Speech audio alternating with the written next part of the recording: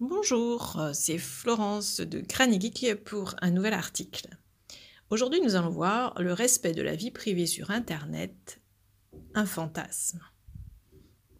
La diffusion de la vie privée sur le net, une belle question d'actualité au vu des derniers événements dans la politique française. Merci à Benjamin G pour avoir soulevé ce problème.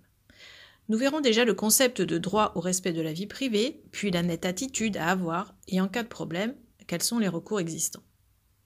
Le droit au respect de la vie privée, Quesaco. L'article 9, alinéa 1er du Code civil, stipule que chacun a droit au respect de sa vie privée. Votre vie privée englobe votre image, votre voix, votre situation de famille, vos opinions politiques ou vos croyances religieuses. Elle peut également concerner la diffusion d'images d'un de vos biens, mobiliers ou immobiliers. Chacun doit respecter votre liberté de mener votre vie comme vous l'entendez. Vous avez aussi le droit de vous opposer à la révélation d'éléments relevant de votre sphère privée, car toute publication de données personnelles doit être faite avec le consentement des personnes concernées. Les atteintes à la vie privée sur Internet revêtent plusieurs formes. Premièrement, la diffusion d'images, de vidéos sans accord écrit préalable des personnes reconnaissables peut entraîner de lourdes conséquences. Deuxièmement, le secret de correspondance. Partager un écrit sur Internet sans l'accord de son auteur est répréhensible.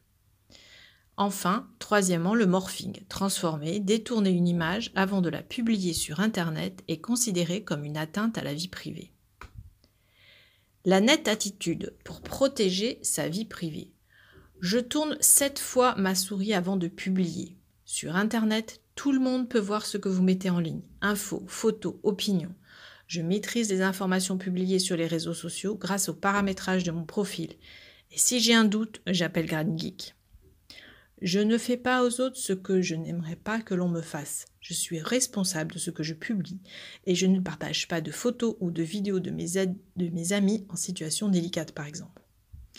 Je ne dis pas tout sur moi ou sur mes proches, je ne communique pas mes opinions politiques, mes convictions religieuses, ou alors j'en comprends bien les risques et je peux utiliser un pseudonyme. Je crée plusieurs adresses mail pour bien distinguer mes activités personnelles, professionnelles, associatives. Je crée des mots de passe compliqués et divers pour chaque site. Pour cela, je vous renvoie à l'article Qui n'a jamais perdu son mot de passe. Je sors le balai et je fais le ménage régulièrement dans mes mails, mes historiques, recherche, navigation, lecture de vidéos, géolocalisation, et j'utilise une navigation privée si je ne suis pas sur mon ordinateur. Je contrôle ma e-réputation régulièrement en tapant mon nom sur Google pour voir ce qui circule sur mon compte. Et enfin, j'utilise un VPN pour naviguer en toute sécurité, même sur les Wi-Fi publics. Voir l'article VPN et ou antivirus. Un artiste diffuse ma vie privée sur le net.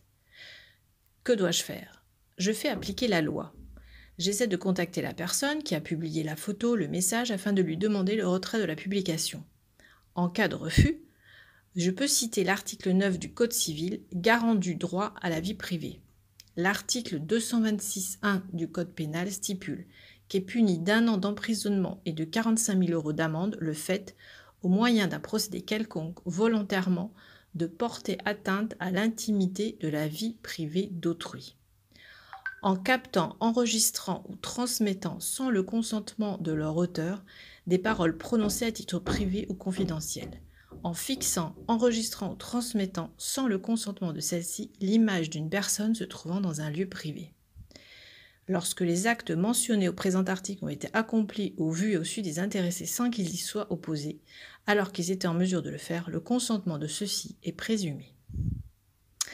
Je peux également demander un déréférencement au moteur de recherche par leur formulaire en ligne pour ne plus associer un contenu gênant à mon nom et prénom. Si vous n'avez pas de réponse après un mois ou si elle ne vous satisfait pas, vous pouvez déposer plainte auprès de la CNIL.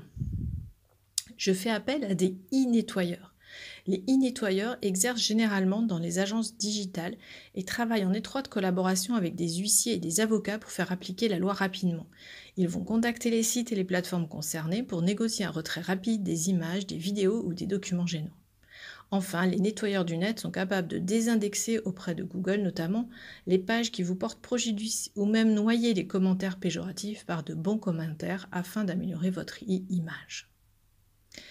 Granny Geek vous conseille Gardez à l'esprit que toutes les informations que vous mettez sur Internet seront très difficiles à effacer et que vous ne pourrez contrôler leur diffusion.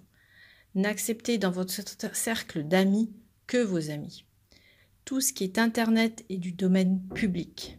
Cachez votre caméra avec un post-it pour être certain de ne pas être piraté sur votre ordinateur.